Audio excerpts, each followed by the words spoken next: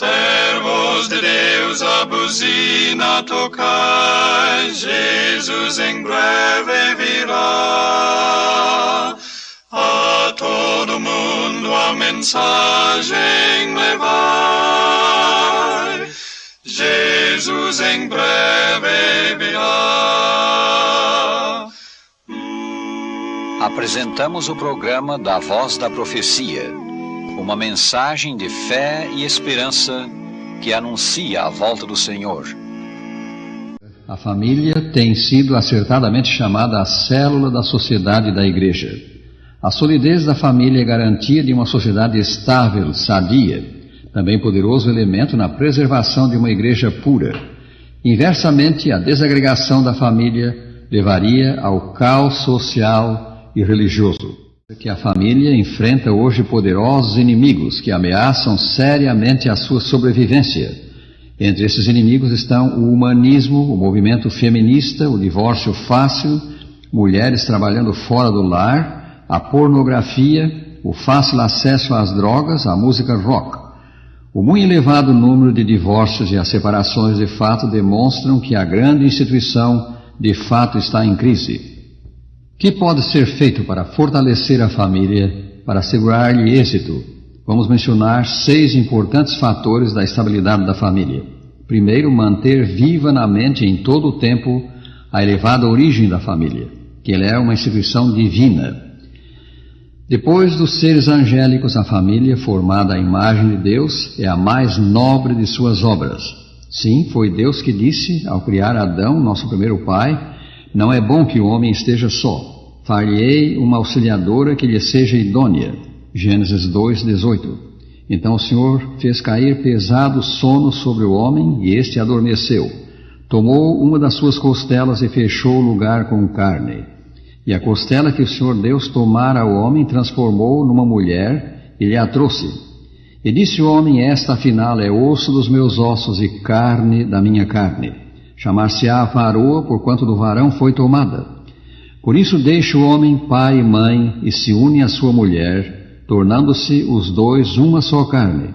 Versículos 21 a 24. Notemos, o próprio Senhor Deus celebrou o primeiro casamento, trazendo Eva, nossa primeira mãe, a Adão, que a reconheceu como carne da sua carne, uma como que projeção do seu próprio ser. Estabelecendo o plano divino para essa união, Deus disse: por isso deixa o homem pai e mãe e se une à sua mulher, tornando-se os dois uma só carne. A união do casamento é a mais íntima de quantas existem. O marido está mais ligado à esposa do que aos próprios pais.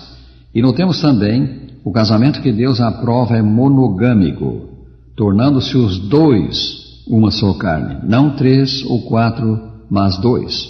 Um só marido, uma só esposa. Não há lugar no plano divino para relações extramatrimoniais com amantes. Ainda outro ponto, a união do casamento no plano divino é indissolúvel. Foi o Senhor Jesus Cristo que disse, falando dessa união: o que Deus ajuntou, não o separe o homem. São Mateus 19, versículo 6. Segundo, assumindo cada qual, marido e esposa, a posição que é sua no plano do céu. O marido é o chefe da família. No dizer da Escritura, o marido é o cabeça da mulher. Mas o autor sagrado acrescenta como também Cristo é o cabeça da igreja. Efésios 5, 23. O ser o marido, o cabeça, consiste na sua habilidade e responsabilidade de cuidar de sua esposa, do mesmo modo como Cristo cuida da igreja. A esposa está subordinada ao marido, Efésios 5, 22, mas ela não é uma escrava, e sim sua igual em inteligência e dignidade. No desempenho de suas funções no lar, ela é qual rainha no seu trono. O apóstolo Pedro assinalou: maridos, vós igualmente, vivei a vida comum do lar com discernimento, e tendo consideração para com a vossa mulher como parte mais frágil, tratai-a com dignidade, por isso que sois juntamente herdeiros da mesma graça de vida, para que não se interrompam as vossas orações. 1 São Pedro 3, 7. Notemos: tratai-a com dignidade, para que não se interrompam as vossas orações. Deus não pode atender às preces de um homem que maltrata a esposa. Terceiro, fidelidade mútua. Este é um ponto de grande importância para a união do casal e a estabilidade da família. Deus requer fidelidade do marido à esposa e desta ao marido. Não adulterarás, reza o 7º mandamento da sua eterna lei. Êxodo 20, versículo 14. Referindo-se à união do casamento, São Paulo escreveu: a mulher não tem poder sobre o seu próprio corpo, e sim o marido. E também, semelhantemente, o marido não tem poder sobre o seu próprio corpo, e sim a mulher. 1 Coríntios 7, versículo 4. A união conjugal, como já dissemos, é a mais estreita e terna de quantas há entre seres humanos. Por ela, os cônjuges, como afirmamos, se tornam cada qual uma como que projeção do outro. Quando um dos dois é tentado à infidelidade, deve lembrar que não pertence a si mesmo e sim ao companheiro, e resistir à tentação. Em quarto lugar, consideramos o sagrado elemento que constitui o laço de união da família, o amor. O apóstolo Paulo diz: maridos, amai vossas mulheres, como também Cristo amou a igreja e a si mesmo se entregou por ela. Assim também os maridos devem amar as suas mulheres como a seus próprios corpos. Quem ama a sua esposa, a si mesmo se ama. Efésios 5, 25 e 28. O amor é uma planta de origem celestial e deve ser cultivada, nutrida. Corações ternos, palavras verdadeiras, amáveis, farão famílias felizes e exercerão uma influência elevadora sobre todos os que entram na esfera da sua influência. Como alcançar esse precioso elemento, o amor? Recebendo-o de Deus, que é amor. O Pai Celeste comunica-nos seus bens mediante o Senhor Jesus Cristo, seu divino Filho. Para possuirmos amor, é necessário, pois, que Cristo, pelo seu Espírito, viva em nós. Por isso, pessoa de grande discernimento espiritual recomenda: levai Cristo para o seio da família, levai-o convosco, onde quer que fordes. Quinto ponto. O espírito de amor deve caracterizar também o trato dispensado aos filhos, o relacionamento com eles. A Escritura diz: e vós, pais, não provoqueis vossos filhos à ira, mas criai-os na disciplina e na admoestação do Senhor. Exigências injustas, descabidas, brutalidade, provocam resistência, ressentimentos e devem ser evitadas.